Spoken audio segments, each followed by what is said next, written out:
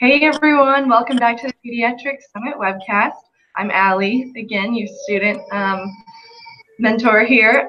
Today we're here with Dr. Kaleb. We're just going to pump up some more of the Pediatric Summit, which will be here on October 5th, 6th of 2018.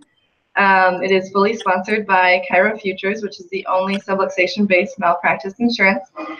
And don't forget, this year it's going to be in the square at the theater at Meredith Square, which is right next to the Meredith Pizza Company. So that's very exciting. We're going to be in a new fun location. And we're here with the creator of the Pediatric Summit, which I like to call this, his Pediatric Summit is his baby, Dr. Kaleb Scroggin. Hey guys. Here he is. Welcome. Can y'all see me? Hey, thanks for having me on. It's the webcast is kind of your show now. I want to have the doctors that are coming in mentor the students and new docs, and I wanted to have a student to be the one to lead the webcast so that we know what you're thinking and what you want to know and how to help start and run a pediatric focused practice. Awesome. Well, cool. We're really glad to have you. So I think the biggest thing that we can learn from you, Dr. Kaleb, I know that you boomed into your new town in Savannah straight from graduation.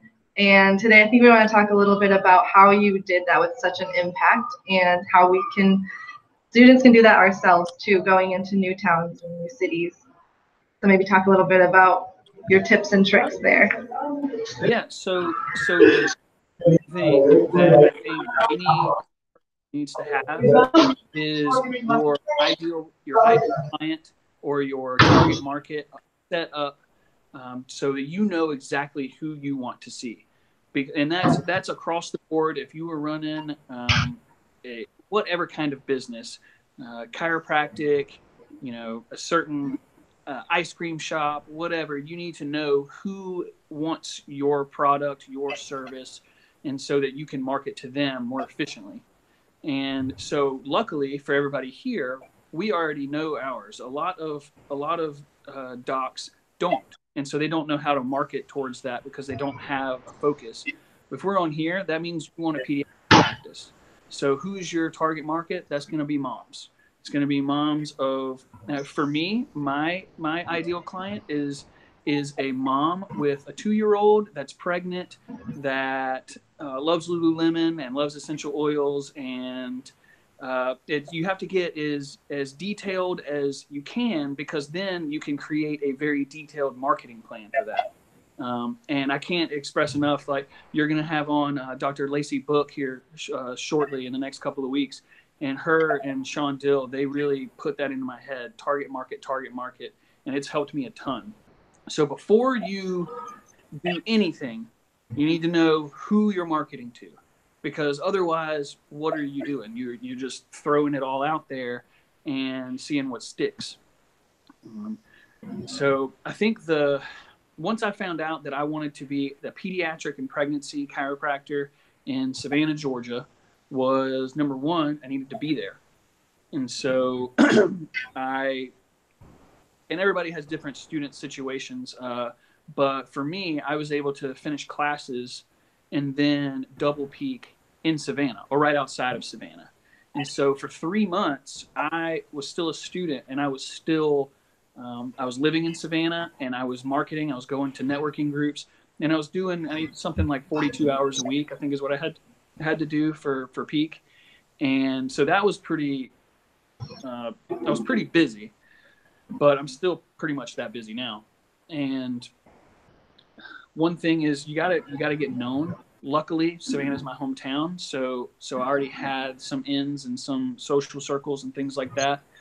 But I joined BNI the first week I was in peak, and I didn't join BNI as my peak office. I joined it as my office. And I told everybody, I'm not accepting patients yet, but I want to know what I can do for you. And so all of that, I think the average I was doing was 7 networking events a week. And so that's a lot. because they're usually about 2 hours. 1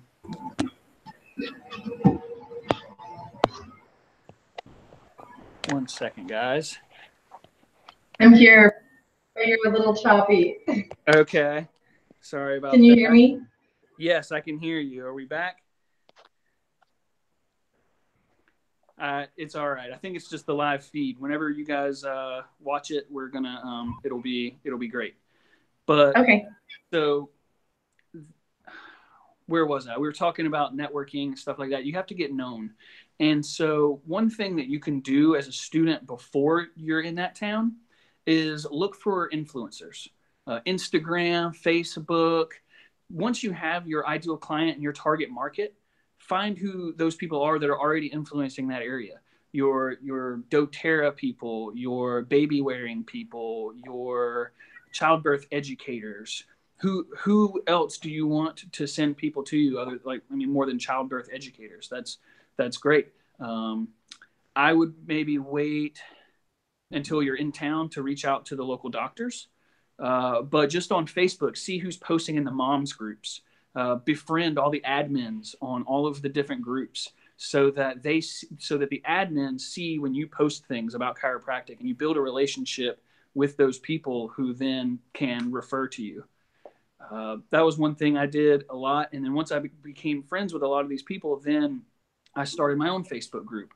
And Savannah didn't have a naturally minded pregnancy and birth group. So I created Natural Pregnancy and Birth Savannah and added, all of my Facebook friends that I thought would be a beneficial part of that. One thing I did before the group was I reached out to birth professionals, doulas, midwives. We have a birth center here, OBs. Who else? There's lots of people, acupuncturists, pelvic floor physical therapists. There are lots of different avenues to pull together to create a Facebook group and community. And so that's really the key, is building the community. But you have to know this before in order to set yourself up for success in the future. Let's see. Before I get too far off topic, am I on where you kind of wanted to know? I didn't want to talk for too long. No, I think you're doing great. It's all of this nitty gritty stuff that we don't ever really get told in school, and especially ever. Yeah, it's really good to know like the step by step, what it's gonna look like, how we do that. Sometimes it can feel intimidating, I think, to just reach out to doctors or even like midwives or other professionals in the city we're going to, just over social media. Do you feel like it was beneficial to meet them in person first before you would like add them on any kind of online source, or would you just go ahead and add them and reach out through Instagram and Facebook?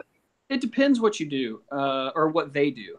And so if you're part of the moms group, which I am, even though I'm not a mom, I reached out to the admins when I asked to join the group, because they were not going to allow me in because I'm not a mom. And I messaged them directly, said, hey, admin people, I'm not a mom, but I host a lot of events free for moms. And so I'd love to post that. And they were like, absolutely, you're added. And so now one of the only guys in the moms group, and as a pediatric chiropractor, anytime I see what the pulse is, I see what the moms are talking about and what their interests are. And what else? On that topic of events. So I knew that I wanted to host a lot of events. And that's an issue when you're paying rent for office space. You can't, it's hard to have a space big enough for community events. So I have open adjusting. Some people use the little rolly walls. I don't have any of those. It's straight open adjusting. I'm standing in my main room right now. Nice. People come in, there's couches, they sit down, there's adjusting tables. I just scoop up the kids and put them on the table. Everybody's like sitting right there. It's one big living room basically. But what that does is it allows me to host events. Every fourth Saturday, we do baby wearing with Baby Wearing International. They have a Facebook group with 3,000 people in Savannah. Wow. There's 3,000 moms in Savannah in this baby wearing group, and they meet here. Wow. And they tag my office every month that they're going to be meeting here. And so the people that are really involved in the baby wearing community, they see my office over and over and over on Facebook, or if they come to the meetings, they're in the office. And then when they're in the office, they have me adjusting little babies, kids, pregnant moms, see that there's a huge community that meets here, and it's showing them that it's not scary, that like there's a little infant right here. That one's like a week old. And, and so they're sitting there and they're just looking at the walls. Oh, this is really cool. And I have educational posters on the other wall, and it's just, it allows them to see it. And I don't sell. That's one thing, is if you want people to use your space, don't sell to them. It's sleazy. Come on. Just let them use your space. For that, just let them use the space. It's fine. You're getting exposure, and if they know that you're not a sleazy salesperson, always trying to get them to come in, then they're going to find somebody else. When we started that group meeting, they actually told me on the phone. They said, "Hey, just so you know, we tried to do this at another chiropractor's office previously, and we didn't like it so much that now we meet at the park." Wow. And in Savannah, it's 100 degrees most of the summer, or over 100 degrees most of the summer. And so they were really excited to be indoors where they weren't going to get sold to. And man, so many of those people come in. It's crazy. Without me prompting them, they just want their kid to be better with chiropractic. Trying to think of what else. So there's other events. We have childbirth education. We have doulas come in, childbirth educators. We set up the room. We have people come in. We have rebozo workshops, which if you don't know what that is, come to a workshop. But it helps. Visit Savannah. It's not important what it is right now, but the fact is that there's space, and you create those relationships with people to bring them in the office. I charge them like a couple of bucks. It's not even like it wouldn't make sense for them to rent space anywhere else. It's super cheap. And if their event is free, then I don't charge them. What else? Let's see. So we talked about the space. Do you come to the sorry. Just to clarify, are you at the meetings when people use your office, or do you usually just use the space and just step out? For the most part, I am. Sometimes I'm doing other things while they're there. I've actually built up a really good relationship with some of the other birth professionals. So there's a couple of them. I literally, they just come in. I lock off all of the HIPAA stuff, files and the computers and whatnot. But they can use this big room, and so there's they come over for dinner every other week. And so, nice. And so I just say, hey, here's the key for Saturday. Go use it, And so it's building those relationships is much more important than trying to sell someone. Gotcha. So we just celebrated our 1-year anniversary, like last month or something like 2 months ago. And congratulations. Thanks.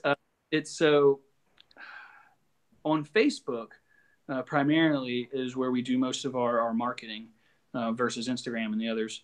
But on Facebook, anytime in any group in Savannah, somebody asks about a pediatric or prenatal chiropractor.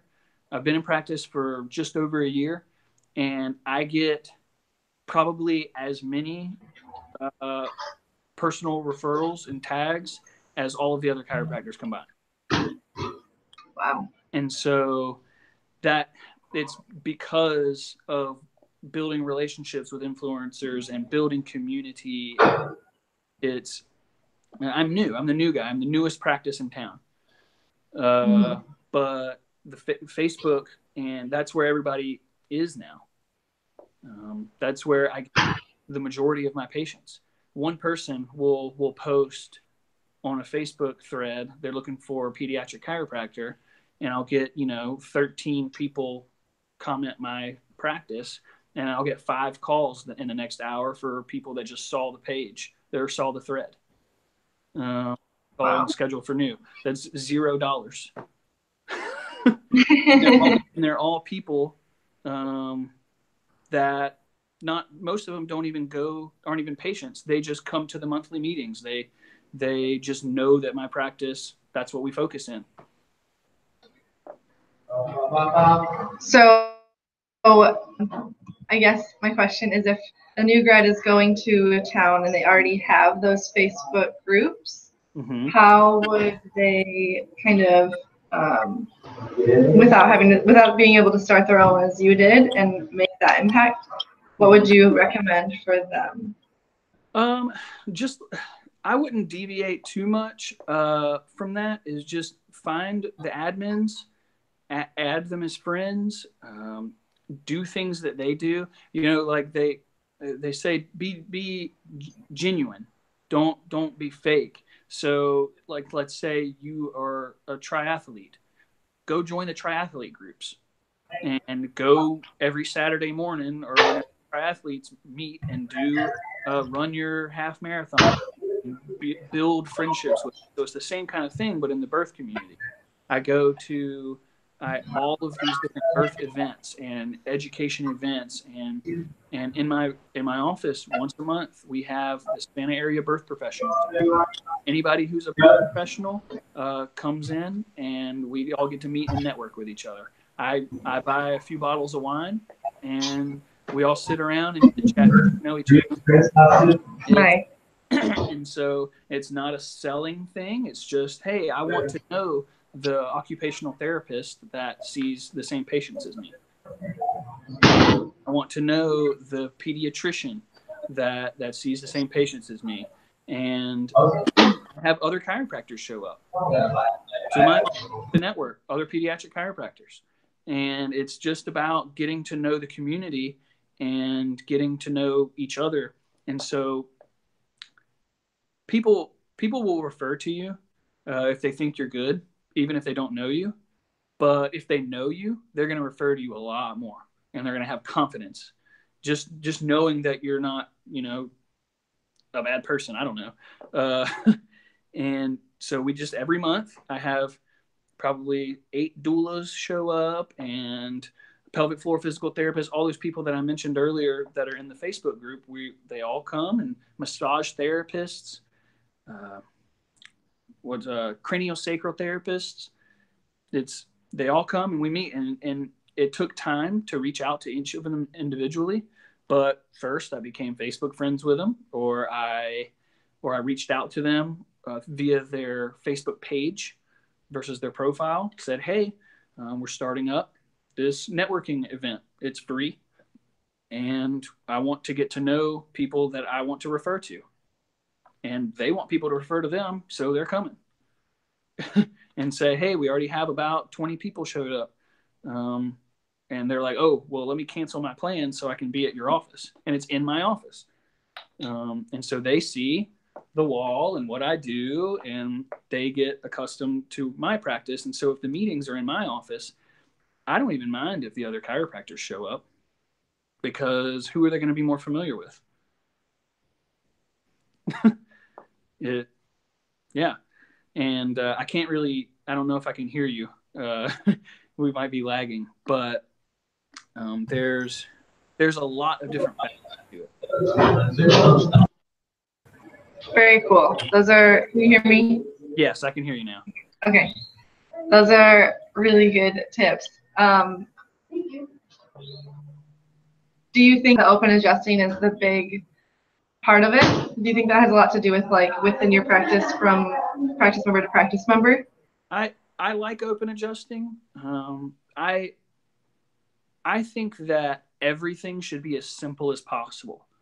And that's chiropractic philosophy, that is adjusting, that is communication and patient education, that is say the least amount possible. When you talk too much, probably like I've done today, it gets too much. You know, if you just say, listen, I'm an upper cervical practitioner. I do Grostic and toggle recoil side posture.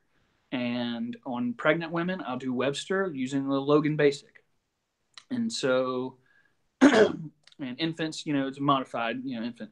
But so none of that is, it's all, well, I'll have 4 pregnant women sitting right here and then a pregnant woman on the table, and they're all, it's fine. Logan Basic, it's probably, I guess, viewed as one of the weirder ones, but they're pregnant. They have other doctors that are like, it's not that big a deal. And if you explain it to them, you're like, listen, you have a pelvis, there's a ligament, goes from here to there. I'm going to pull in this ligament. It's going to help your sacrum sit correctly. They're like, okay, whatever.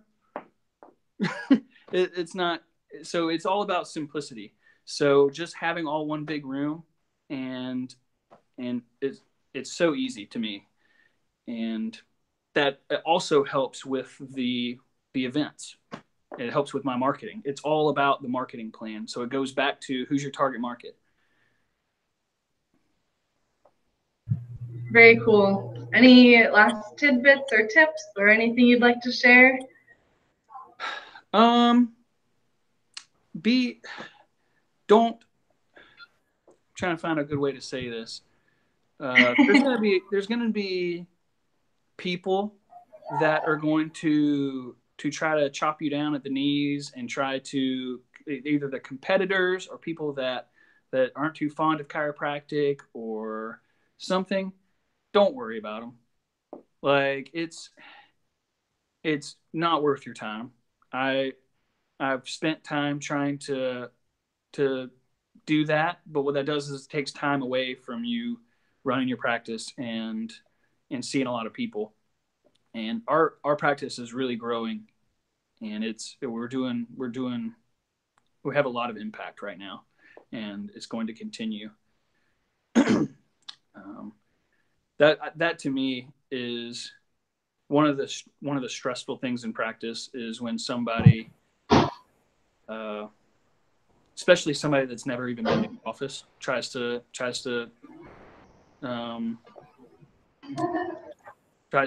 decrease your good name. But I think if you're involved in the community and you have all of these people have your back, and you refer to them, they refer to you, you're only going to take over. Awesome. Mm-hmm. Thank you, Dr. Kaleb. Thanks for spending some time with us today. Thank you. For having me. Yeah, you're welcome. Anytime. So don't forget, Pediatric Summit is coming to Marietta, October 5th and 6th. It's going to be amazing. Dr. Kaleb will be there speaking in person and flash. If you'd like to come, check him out, as well as plenty of other amazing doctors. Stay with the webcast, and you'll get a little previews of all of them and see what you're going to kind of get yourself into for this amazing seminar. So we'll hope to see you there. Bye. Bye.